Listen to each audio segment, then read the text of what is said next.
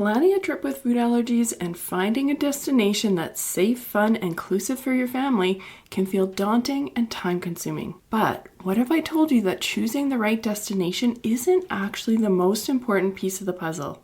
In today's episode, I'm sharing our family's top picks and experiences for the most allergy-friendly places we've traveled, plus the surprising reason why destinations might not matter as much as you think. Get ready for practical tips, inspiration, and a whole new perspective on planning stress-free, allergy-friendly trips your family will never forget. Grab your favorite drink, a pen and paper, and let's get to it. Hey food allergy mama. If you're here, you've likely experienced the scary and lonely food allergy diagnosis with your child. Unfortunately, food allergy parents aren't taught how to navigate the food allergy lifestyle, and it's easy to feel alone and discouraged sometimes. But I'm here to show you that food allergy life doesn't have to feel restrictive, scary, or isolated. I'm Corinna, and I'm a 17-year food allergy mom and food allergy coach at Friendly Pantry Consulting.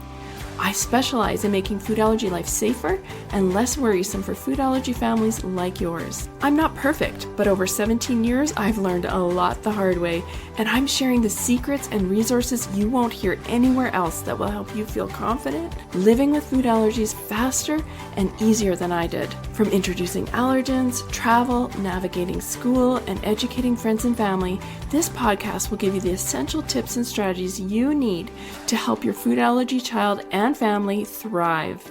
Welcome to the show. Just to give you a little perspective here, our family currently navigates anaphylactic nut and peanut allergies and gluten intolerance, but we have also managed milk and egg allergies as well.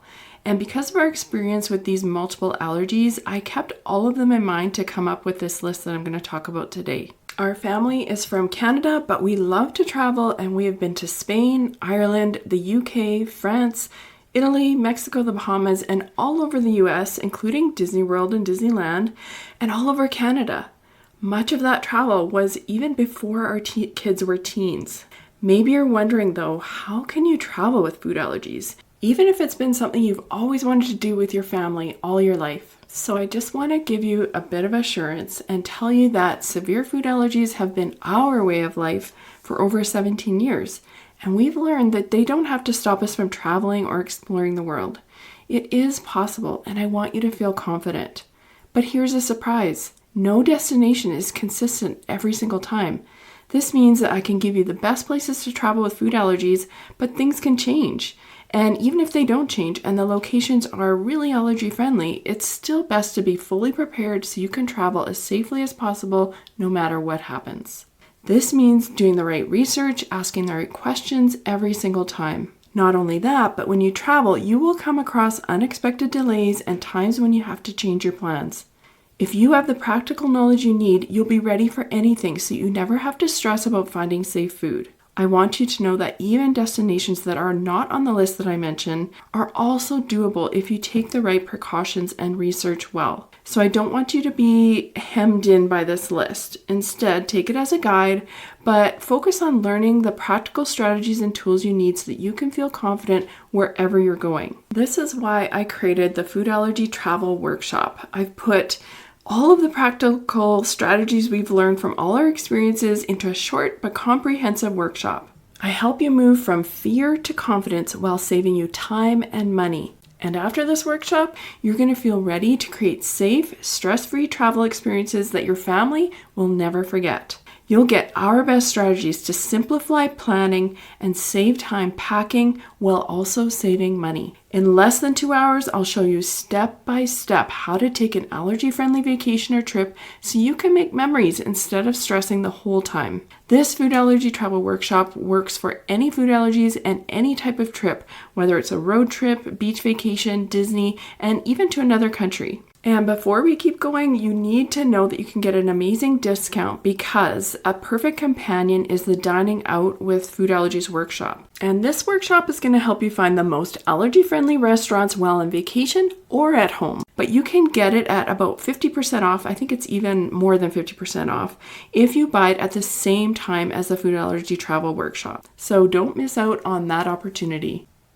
Okay, so with that caveat in mind, that the destination is not the only thing to look at when it comes to allergy friendliness, let's chat about our experiences and favorite destinations when it comes to food allergy travel. The first one I want to mention is Disney World. Okay, so if you're looking for more international destinations, stick with me here. I want to include Disney World as one of the best places to travel with food allergies because I feel like it's a good starting point for travel as kind of like an entry-level trip. We've been to Disneyland in California, Disneyland Paris in France, and Disney World. And all of them are quite good with food allergies, although Disneyland Paris is probably the least allergy friendly if I have to pick.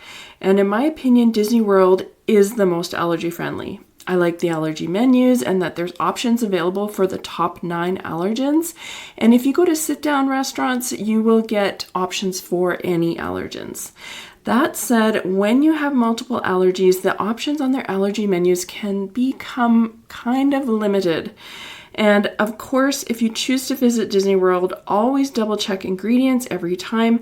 Make sure that you get the right order. I think that sometimes people think that Disney is infallible, but they make mistakes. And if you're traveling to Disney World, I have a couple of podcast episodes that you'll want to listen to. So check those out. I'm going to post the link to those ones in the show notes. One of the downfalls of going to Disney World is that you do have to fly usually, unless you're in the area, but some of the airlines that are required to get there are not that allergy friendly, and I find that some of the US-based ones are not as understanding or willing to accommodate allergies. I highly recommend that you check with every airline that you're thinking of booking with and ensure you understand their food allergy policies. The second destination I want to talk about is Ireland. We found Ireland to be very allergy friendly in general, which is why I put it on my list. All restaurants are required to post an allergy menu, and don't quote me here, but I think this might be true of all of the EU countries. That said, we still took several precautions, like using an allergy card to help confirm that the kitchen took precautions against cross contact.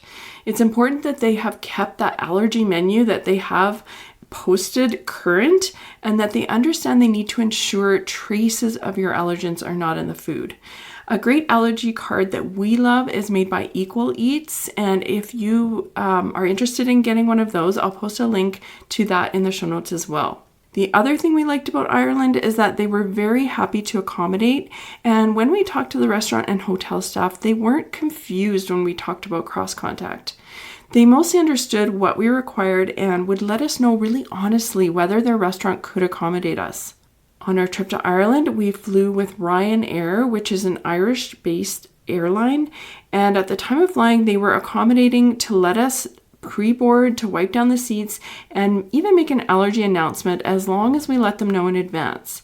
Again, since then, things could have changed, so please always double check. The third destination is London, and we've been to London a few times, and I personally love this city, and we find it to be very allergy friendly. One thing to note about London is that there are many different ethnic cuisines. To make things simpler, you may want to stick with just regular British food, or you'll want to research other cuisines to see if they're going to work for your allergies. Most restaurants in London were mostly able to clearly state whether they could accommodate our allergies or not.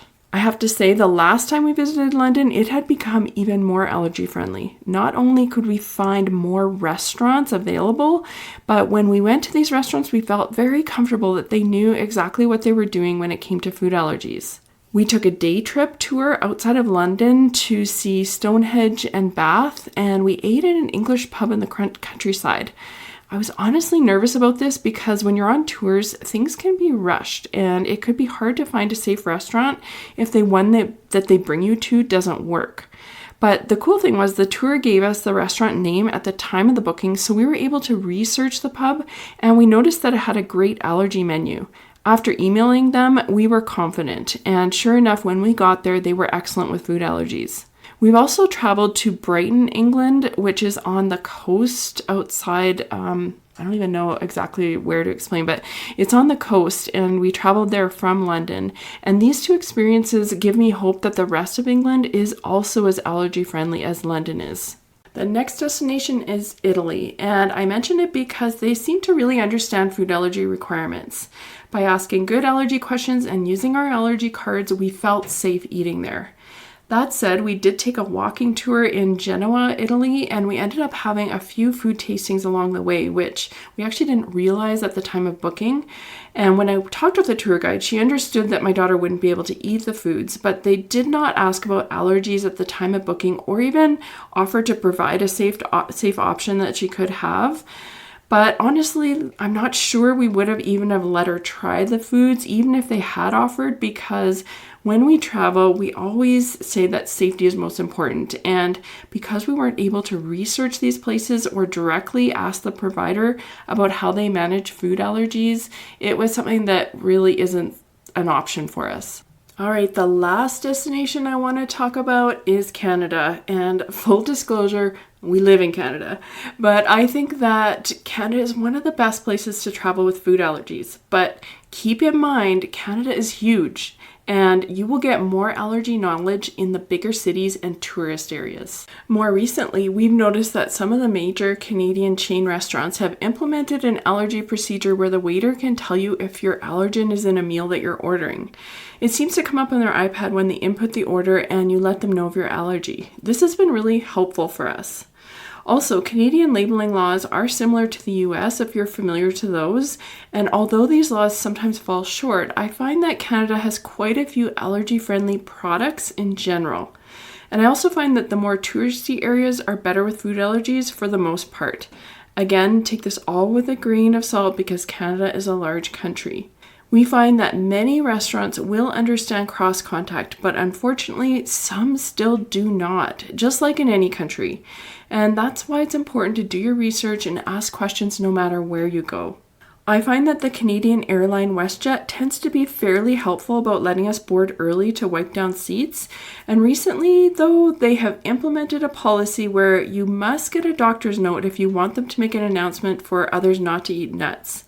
Again, my recommendation for any airline is to bring your own food no matter what allergy you manage, since that's the safest option. And always check your allergy policies with the airline. In my opinion, though, all of these things make Canada one of the best places to travel with food allergies. So as we round out this list, I want to remind you that when traveling with any food allergies, planning well makes it possible to travel to almost any country or destination in the world. Because good planning doesn't just help you travel more safely, it empowers you and your child to make good decisions, safely roll with the changes that need to be made during your trip, and lowers stress. So if you want to learn how to make food allergy travel safer and stress-free without wasting time or money, join my food allergy travel workshop where I'll show you what we've learned after 17 years. You don't have to figure it out alone. Just go to friendlypantry.com/travel. So is there a destination that I talked about that you would like to try? Let me know by sending me a DM on Instagram @friendlypantry. I love hearing from you. And if this episode helped you, please leave me a 5-star review. This helps me know that you liked the episode and it helps other families find the podcast. Thanks for listening and bye for now. Before you go, Mama, if you love this episode and want deeper support, head over to friendlypantry.com to see how we can partner together to keep your food allergy child safer and worry less. There's no need for wasting time searching all over Instagram, TikTok, and the web to get the practical knowledge you need for your family. While you're there, grab your free Food Allergy Kids Empowerment Guide or the newly diagnosed checklist today. Topics are not medical advice and are the opinions, views, and property of Friendly Pantry Consulting Incorporated. All rights reserved. Always contact your board-certified allergist, immunologist for health advice.